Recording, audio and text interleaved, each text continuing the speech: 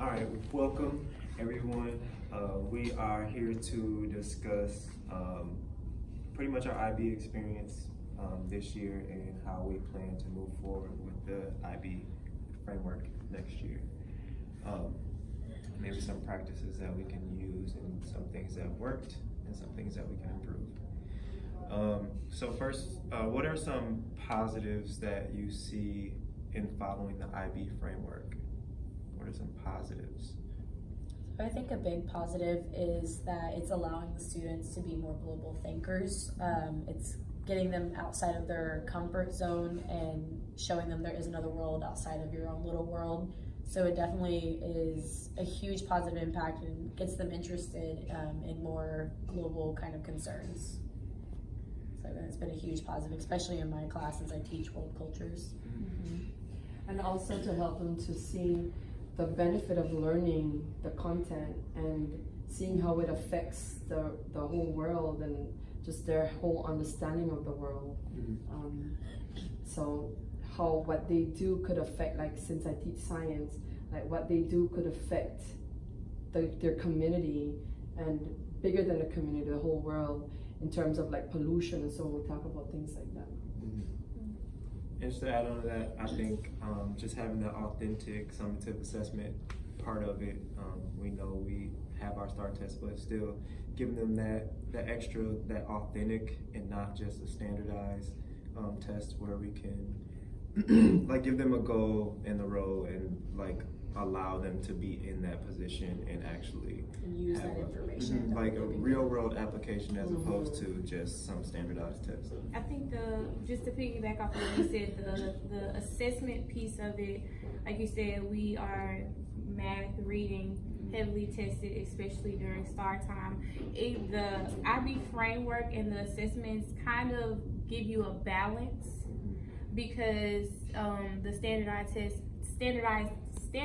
testing is kind of in a box, and you want your kids to be outside that box. So I think that the IB assessments aren't within just A, B, C, D answer choice. Right. They get to create their own answer choices. They get to collaborate with others to think outside the box. So that's what I really like about the assessment piece, because it's just not the ordinary, boring. They get to collaborate, be creative, and actually think without being given just the answer choice. This is what you have to work with, but they can create and come up with their own. Yeah, just having that autonomy to like do it on their own and critical think instead of this program thinking that we kind of force them into. So what was the impact on student learning as a result of implementing the IB framework in your classroom? The impact of the student learning? Well, like we said, it definitely makes them think outside of the box more. And in my class specifically, it's allowed them to just have a more worldly view, and with cultures, learning about other cultures outside of their own, it's had a really positive impact on empathy, being one. So they're becoming more empathetic towards other people's differences. What was I gonna say? Moving away from that ethnocentrism, like you know, they feel like it's only their world, right? And this is the best way to do it. So I think it's definitely kind of made them want to look outside of their little boxes. I'm just thinking of an example. When we were doing our project, a student said they were planning a budget, and he looked at me, he's like, "Mr. Bolton, being an adult is hard." And like that's just eye-opening for them, because they just see their parents as like this money grows on trees type of thing, and now they're seeing, whoa, these things actually cost a lot of money. So, and then on the instructional side, how was the impact on instructional practice as a result of the IB implementation?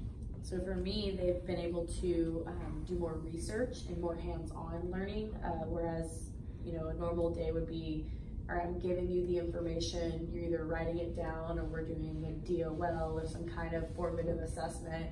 Whereas this instructional practices, they're able to be given a topic and kind of run with it and do more student-led kind of learning instead of just teacher-student learning. So I think instructional practices, they're able to do that research on their own and almost teach themselves, but they're also able to kind of have a little bit of freedom in what it is that they're learning about. Like with the project that they're doing now, they each have their own country and they're researching the culture as if they're an anthropologist, which is which is a job in the field of world cultures and geography, is being an anthropologist and being able to find these different cultures and research, and just having it student led is how I think it really impacted the instructional practices. It has also made forced us and like our science team to become more intentional in focusing on how can we broaden this perspective, like what different facets can the students take to do this content, like you said, student led. Like you do it and think about their thinking. I think that a very positive impact for us, that we were just discussing that recently, is that metacognition students are understanding their learning process themselves and just becoming these great thinkers. So we're seeing, like in our essay questions, the students are writing more in depth, their responses. Yes. So we see that already. It also allows for your student, like every student doesn't learn the same. So it allows everyone to get to the same goal a different route or a different way, and it's not so much point A to B, but it can be however they best fit or what works with their learning style. Yeah, and I just want to add, like, when you're going through the framework, like in your PLCs with your team, you can kind of answer those questions. In math, everything is, when are we going to use this in life? Yeah. And during this planning process for your IB unit plans, you can answer those questions and have those answers ready for them. So when they ask you, what is this topic? And you say, well, in this profession, you can use this job. This is an application of it. So you can kind of be ready for those questions and what type of applications they can use that in life. How were the IB assessments implemented in your class, and how do these support our TEKS? So the first assessment that we did was they were taking on the role as a travel agent, and they were researching different countries in Africa. Africa is not really the first place you think of when you think vacation. Right. So their job was to research that country, and then they're given the pegs: political, economic, geographic, and social, and they have to tell me and create a travel brochure. I don't know why I did that. that's their travel brochure. So they created a travel brochure, and they're first by telling me what kind of government do they have, how is that government run, what do their economic systems look like, what does the geography look like, what's their culture look like. So they're doing each kind of section of that country, and then they're also having to persuade me why I should visit that country. And so that was our first one or not our first one, but one of the ones that we did. The one that we're doing this 6 weeks is they're picking any country in the entire world, and they're researching that culture.